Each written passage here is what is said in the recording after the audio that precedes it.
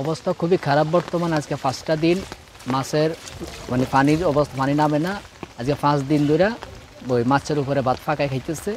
আর মনে বউ বাচ্চারা খুব কষ্টে আছি, কোনো সাহায্য পাইতেছি না।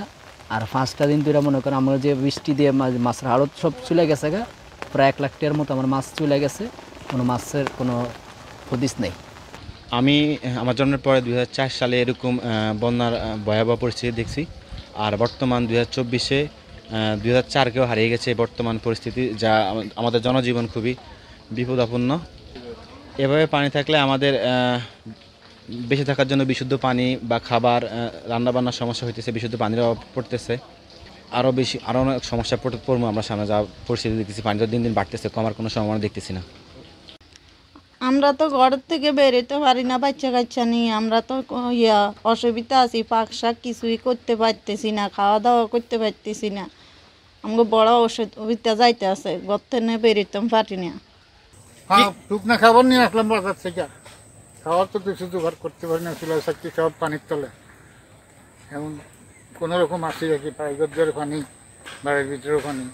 আমাদের এই প্রজেক্টে আমাদের প্রায় 80-85 একর জমিন।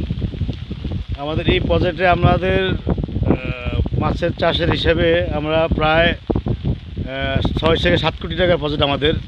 অলরেডি বন্যার পানি 16 তারিখ থেকে শুরু হয়েছে, আজকে 22 তারিখ। সব ডুবে গেছে, আমাদের সব মাছ বেড়ে গেছে, প্রায় 80% মাছ বেড়ে গেছে আমাদের। আর আমরা চেষ্টা করতেছি জাল দিয়ে মাছ রক্ষা করার জন্য, কিন্তু হয় না, যেহেতু বৃষ্টির পানির অনেক বেশি, বৃষ্টিও পানিও বেশি, সব মাছ বেড়ে গেছে, বুঝছেন। আমরা কোনো সহযোগিতা পাই নাই, কোনো ধরনের কোনো পাইনি আমরা এখন পর্যন্ত, কেউ আসে নাই। আর রাস্তাঘাটের অবস্থা দেখেন, এদিকে সব দাবে গেছে। 250-টিরও বেশি ডিজাইন অপশন নিয়ে ওয়ালটন স্মার্ট ফ্রিজ, বোঝে আপনার প্রয়োজন।